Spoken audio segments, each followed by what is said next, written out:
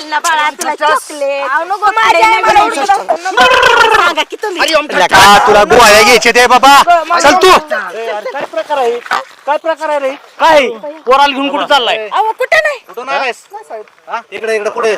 कुठून आलायस तू त्याला विचारावं कुठून आलाय तू कुठून आलाय तू बाबा सांगा ना बाबा तुम्ही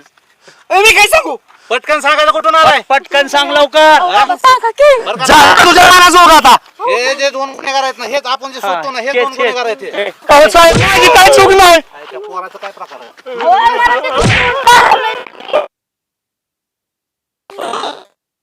चालवतो पोराला अहो काय नाही महाराज म्हणले त्याला नवी कपडे घेऊन देऊ काय रे